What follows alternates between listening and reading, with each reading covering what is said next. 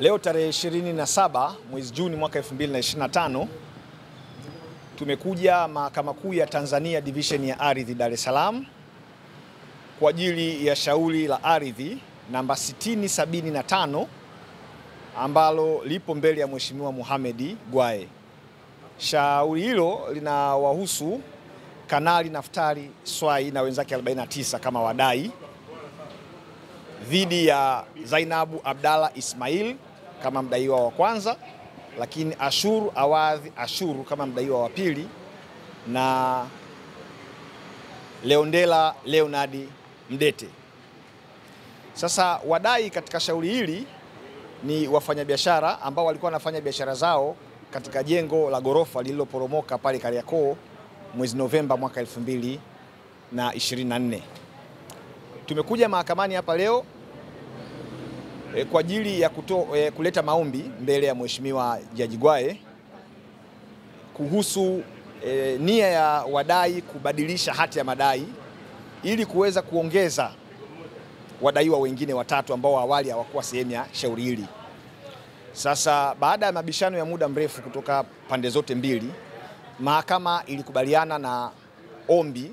tulilolipeleka la kutaka turuhusiwe kufanya mabadiliko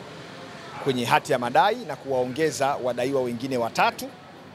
lakini pia mabadiliko hayo mahakama imekubali kwamba yatasababisha kiini au msingi wa madai yetu pia yaweze kubadilika. Ingawa upande wa wadaiwa walikuwa wanapinga tusiruhusiwe, lakini mahakama imekubaliana na ombi letu na imetoa amri kwamba ifikapo tarehe 22 mwezi Julai mwaka huu tuwe tumewasilisha mahakamani hati ya mabadiliko kuhusu malalamiko yetu au madai yetu dhidi ya wale ambao tumewashtaki kwenye mahakama hii. Kwa hiyo kwa kifupi hayo ndio ambayo yametufanya tuwepo hapa kwenye mahakama hii leo. Kwenye msingi wa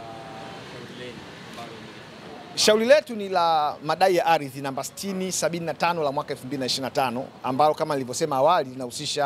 linawahusisha Kanali Naftali Swai na wenzake 49 ambao wao walikuwa ni wafanyabiashara pale Kariakoo kwenye jengo lililoporomoka mwaka jana. Sasa sisi tunalalamika kwamba licha ya kwamba tulilipa kodi, kwa maana ya wateja wetu walilipa kodi ya kuweza kuishi na kufanya biashara kwenye jengo lile, wameshindwa kuendelea kufanya biashara kwenye jengo lile ambalo wadaiwa walilibomoa kutokana na shughuli zao walizokuwa wakizifanya chini ya ardhi,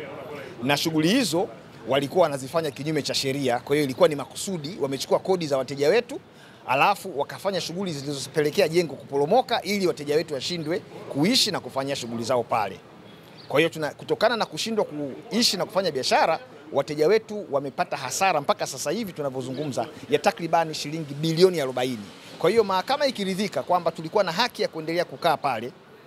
wateja wetu walikuwa na haki ya kuendelea kufanya biashara pale, na kwamba kwa sasa hawafanyi hizo biashara kwa sababu jengo liliporomoka na kwa sababu kulikuwa pia kuna mkataba kati ya wadaiwa na wadai, basi mahakama ikubaliane kwamba sisi tumepata hasara kutokana na uzembe uliofanywa na wadaiwa kupelekea jengo lile likabomoka, na hasara hiyo ya shilingi bilioni 40 wanaowajibika kuilipa ni wale ambao tumewashtaki ambao